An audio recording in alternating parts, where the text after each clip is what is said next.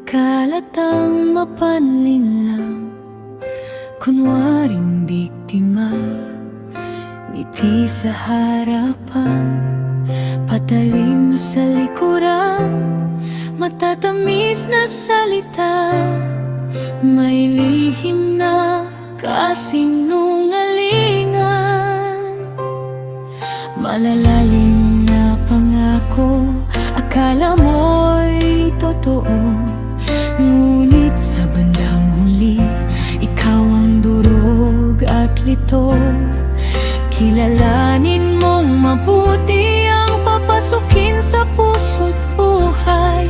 Hindi lahat ng lumalapit ay may pusong tunay. May mga pusong puno ng pagkunwari at pandaraya, kaya't maging matalino sa bawat pagkilala. Huwag lahat ng salita ay agad paniwalaan. Hindi lahat ng pangako ay may katotohanan. Protect your mind and guard your heart. Huwag gayang ito'y maagaw ni numan.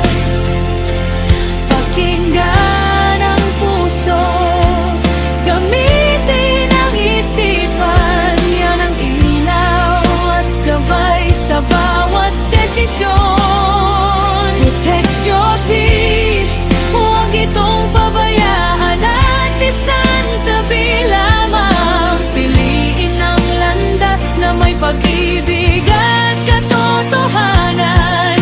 Kapag matatag ang isip at dalisay ang puso, walang makakakuha ng kapayapaan para sa'yo.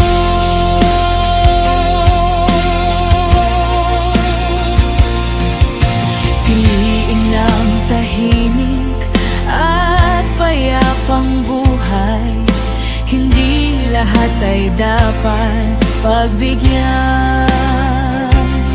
May mga laban na hindi na kailangang harapin pa. May mga guho, mas mabuting layuan din. Maging matatag sa bawat hakbang ng buhay at desisyon. May mga hihila kapag ikaw ay umaangat. May mga salitang puno ng inggit at galit, unti-unting sisira sa iyong pag-iisip. Lumayo sa tsismis at negatibong paligid. Ang tunay na yaman ay kapayapaan. Hindi ito kayang bilhin ng kahit sinuman. Ito ang kayamanang walang katumbas. Pahalagahan mo ang iyong sarili. Hindi ka hinaan ng lumayo at mamili. Huwag matakot, isara ang pintuan sa negatibo. Kung doon ka magiging masaya at malaya. Piliin ang pag-ibig na tapat at totoo, at mga taong may dalang liwanag sa buhay mo. Kapag iningatan mo ang iyong sarili, mas mamumulaklak ang bawat bukas mo.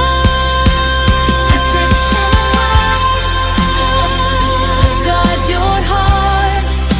Ito ang sandata sa mundong mapanlinlang. Ingatan ang isip, ang puso at kapayapaan. Doon matatagpuan